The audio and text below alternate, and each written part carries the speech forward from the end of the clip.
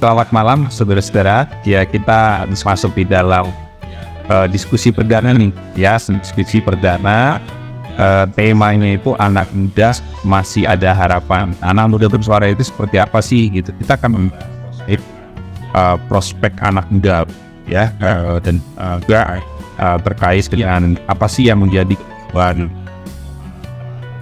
atau harapan muda di perlu bersuara. Dan pada malam hari ini sudah hadir narasumber kisah itu Le Satria. Beliau ini tidak asing bagi kita itu karena otoris spesial sebagai warta dan dia seorang harapan. Shalom. Ya, tadi sudah diperkenalkan dengan cukup lengkap. Saya Le Satria. Tapi ini kesehariannya tentu bekerja di stasiun radio di Tangerang, banyak tidaknya banyak bikin satu waktu buang-buang waktu. Saya poya-poya, saya pura-pura, saya pesta-pesta, dan MPG juga kan ya itu DJ. Dan saya merasa justru sekarang kayak mencari sesuatu kegiatan yang namanya bisa berkontribusi buat lingkungan, buat masyarakat gitu. Saya ingin bertanya sebenarnya apa yang membedakan ada beberapa apaan dia apa sih Anda seru tanda saya masih lewat dan masih ada harapan karena tak alamin masa-masa kritis waktu masih nandari itu ya, akhirnya itu ternyata masih ada harapan nanti ada. Jadi selalu kita ada harapan, jangan sampai kita merasa tidak berharap. Ini sebenarnya ini juga saya punya anggapan ya. Dia selalu semestinya menawarkan satu kenikmatan baik ke mata, seni mata, terus satu seni awankan Indo. Tapi itu sebenarnya ujung-ujungnya adalah membawa saya kepada kehancuran rasa binasa. Kita nggak pernah merasa puas dan kita udah dapetin lagi kan, udah dapet mau meningkat lagi, tapi ujung-ujungnya sebenarnya tidak. Nah, pernah nggak putus pengharapan? Putus pengharapannya emang sampai depresi. Saya rasanya enggak, seingat saya mungkin karena saya termasuk orang yang satu dari kecil yang gembira, pengen ngesut di disco gitu kan. Karena hanya masalah ini justru tapi justru ini menjadi satu menjadi satu titik balik. Jadi ada satu poinnya lebih poin dan satu mental, yaitu ketika saya konflik sama istri. Jadi ketika konflik sama istri itu, istri saya kecewa dia bilang kecewa saya ya tepus juga angkara sama istri marah sama, dan dia pernah menyampaikan sudah saya tinggalin.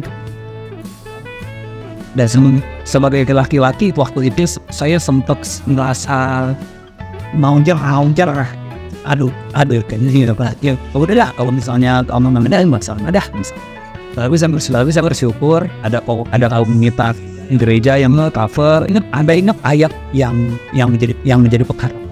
Kalau masalah dari Galatia 6 itu ya, dia bilang kamu udah tahu kebenaran, jangan sesat, jangan tidak berkenan dipermainkan sesat, janganlah sesat apa yang itu yang buruk itu yang baik. Jadi hal kita mungkin siapa yang palsi rasa depresi ini kan titik ketika saya konflik sama ini. Saya berjuang untuk mendapatkan cinta. Bisa nggak kita mencinta tanpa mencinta seperti itu cara kita juga mencinta tanpa siap. Jadi itu yang saatnya saya sempat istri saya merasa udah aku kesel ngomong kamu orang ini udah bisa dibilang arogan deh.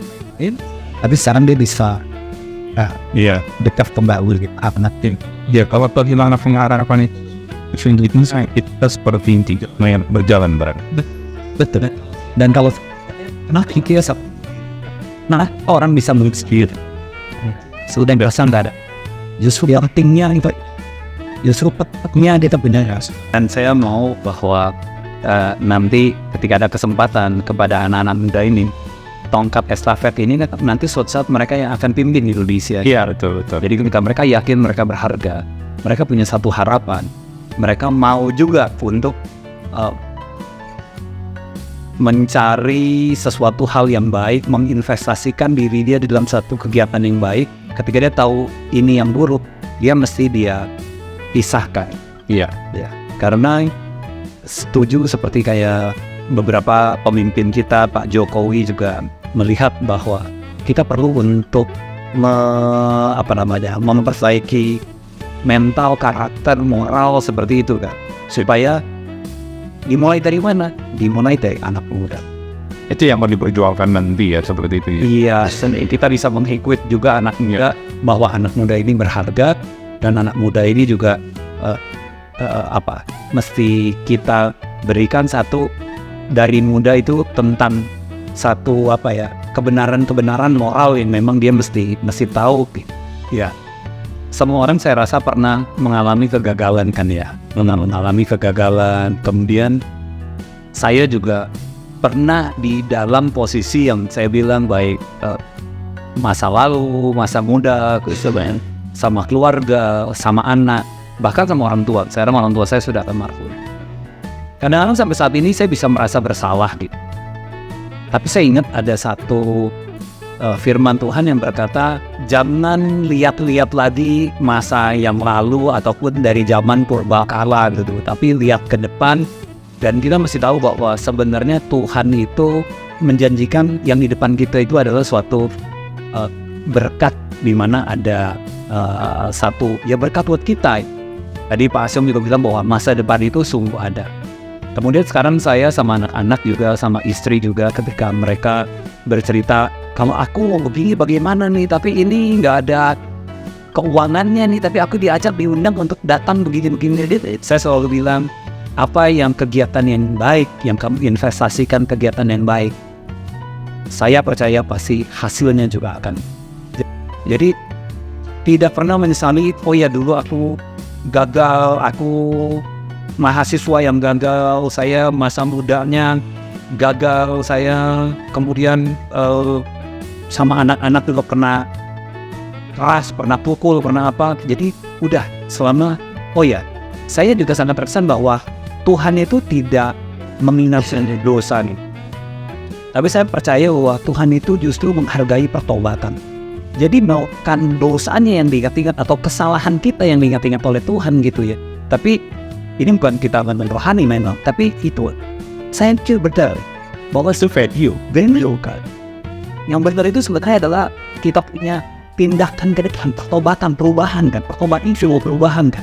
Oke, yang penting dulu udah tahu itu memang salah, nggak ada orang yang sempurna. Ada harapan, kita tahu, kita berubah, bertobat, berubah untuk mencapai sesuatu yang lebih baik. Dan kita percaya pengharapan pasti ada. Iya. Nah, justru sebenarnya kan yang mendorong, menggerakkan dan menuntut kita sebenarnya pengharapan itu ya. Masih ada pengharapan, ya tentunya kita akan terus berjalan. Iya, betul. Iya. Kalau misalnya saya nggak tahu di sini ada yang misalnya lagi kehilangan pekerjaan atau apa begitu, ya itu harus memiliki pengharapan. Benar nggak Pak? Betul deh. Betul. Iya. Karena kalau sampai kehilangan pengharapan itu, maka ya kita ada oleng Pak ya. Iya. Dan mungkin ketika hilang pengharapan, kita akan banyak, bukan oleng aja, kita akan banyak ngambil langkah yang salah. Iya, betul. Karena memang saya nggak tahu, ini mungkin bisa kita konfirmasi secara bersama-sama bahwa kita harus belajar dari pengalaman. Ya, tapi bukan hanya pengalaman kita, tetapi dari pengalaman orang lain, gitu. Karena pengalaman itu nanti akan memberikan inspirasi bagi kita untuk terus bisa berharap untuk ke depan, gitu. Entah kita tahan dulu Pak, mana tahu ada lagi yang mau bertanya. Kadang kami dibingungkan dengan suatu informasi yang memang mana yang benar, mana yang enggak gitu. Jadi kami anak muda ini yang gimana ini kalau kita kaitkan dengan pemimpin-pemimpin, seperti apa sih yang dapat kita bijak gitu loh, sehingga kita bijak mengambil suatu informasi yang tepat sehingga kita juga mengaplikasikan di dalam kehidupan kita dan mengaplikasikan ke masyarakat atau ke siapapun tidak salah gitu. Sehingga apa yang disampaikan itu dapat kita sampaikan juga dengan jelas. Karena jujur saya secara pribadi juga kalau lihat beberapa informasi, ini mana yang benar, mana yang salah, sama-sama ngotot ini yang benar gitu. Yang satu mengatakan ini yang benar, padahal kita sebagai anak muda ini merasa aduh ini mana yang sebenarnya gitu. Jadi kami sebagai pertanyaannya bagaimana langkah atau kebijakan sebagai kita anak muda itu mengambil satu langkah tersebut sehingga kita dapat memilah itu sesuai dengan yang dikatakan beliau tadi bahwa ini yang benar, ini yang salah. Jadi itu yang mungkin boleh kami dengarkan. Memilah itu kali ya, berarti mana yang benar dan yang salah, apalagi dengan informasi yang ada barangkali terkait dengan hoax begitu ya, dan seterusnya begitu mungkin bisa ditanggapi Pak. Jadi saya pikir juga begitu pula semua di Indonesia. Iya. Bagaimana caranya kita sekarang memilih yang benar, ya, di mana informasi begitu banyak berseliweran, bisa informasi yang salah pun ketika terus-menerus diumumin seperti itu jadi benar kayaknya. Dan kalau menurut saya ya kita mesti banyak melihat track recordnya, kelihatan apa yang dia lakukan selama ini, itu yang menjadi salah satu pertimbangan buat kita bahwa orang ini memang kehidupan sehari-harinya nggak pernah punya kasus. Misalnya kayak kita melihat pergaulan dengan teman-temannya dari dulu, teman-temannya sampai sekarang pun teman-temannya juga masih sama. Itu juga menjadikan satu tanda bahwa harusnya orang ini tidak banyak masalah. Karena kalau banyak masalah pasti teman-temannya tinggalin. Bergaul sama ini dia mungkin menipu, akhirnya pecah. Bergaul sama ini dia pecah. Tapi padahal 20 tahun yang lalu berteman sampai sekarang ketemu masih berteman. Itu juga mungkin jadi salah satu tanda juga ya bahwa orang ini bisa Konsistensi ya, konsistensi di dalam persahabatan ya. Iya, nggak sebentar di sini. Ini susah, itu lebih pecah lagi. Jangan gabung nanti ini dan kebanyakan musuhnya maksudnya. Mana yang pecah Iya. Mungkin dari sana bisa kita evaluasi melihat track recordnya lah yang benar. Tapi saya menarik juga itu tadi bahwa kita sebagai anak muda nggak boleh juga informasi itu adalah tidak peduli dengan informasinya atau buta informasi lah. Nah, apalagi anak muda zaman TikTok gitu kan, TikTok itu hanya 3 menit ya kalau nggak salah gitu. Cuma ini 3 menit seolah-olah udah tahunya 1 jam. Kan banyak kan kayak gitu kan. Lihat TikTok itu hanya 3 menit tontonnya, terus dia cerita panjang lebar untuk 2 jam gitu ya. Ada dia padahal cuma 3 menit. Nah, itu juga sebenarnya tidak boleh juga seperti itu ya gitu. Ya. Mungkin masih ada lagi satu pertanyaan. Yuk, satu pertanyaan lagi, silakan. Yuk, sebelum saya tutup ini. Ya, silakan. Iya, Bu Ani. Saya bilang ada harapan, Mbak. Menurut saya mereka mungkin masih memiliki harapan itu. Tetapi untuk meraih harapan itu kayak kurang tangguh begitu. Sehingga dia dipupus ke tengah jalan itu rasanya pupus gitu. Nggak kayak ingin mencapai sesuatu yang nggak kayak kepengen banget, ya udahlah. Nah, Bapak mungkin karena Bapak ini kan pemerhati para pemuda-pemudi, apakah ada pernah Bapak pikirkan, terus ada rencana-rencana Bapak bagaimana ini mengayomi anak-anak muda ini supaya dia itu dengan ada harapan yang dia mau capai itu dia gigih, dia tangguh untuk meraihnya. Nah, itu pertanyaan saya, Pak. Silakan. Ya. Supaya punya kegigihan untuk mencapai harapan tersebut gitu ya. Ya nggak biasa-biasa aja. Kalau saya sih melihat karena anak saya ini ada 3 yang semuanya juga anak muda semua 20 tahun, kemudian ada yang 18, ada yang 16 gitu ya. Saya bilang memang tantangan sekarang tadi dengan media sosial begitu kuatnya masuk informasi kepada kita kadang-kadang bisa menjadi informasi yang kurang tepat lah saya katakan gitu. Saya berkata bahwa tentu yang tadi yang saya bilang, sadar dulu nih bahwa kamu adalah berharga. Kegagalan itu umum, tetapi mesti bisa untuk mau berubah. Ada satu harapan, ada satu pikiran yang positif. Jangan sampai punya pikiran yang negatif. Kayak tadi saya bilang, selama kegiatan positif pasti hasilnya nanti baik. Itu positif gitu. Nah, kalau seumpamanya kepada anak-anak muda gitu, supaya mereka tangguh, tentu lingkungannya juga dia mesti ada di dalam satu lingkungan yang memang bagus.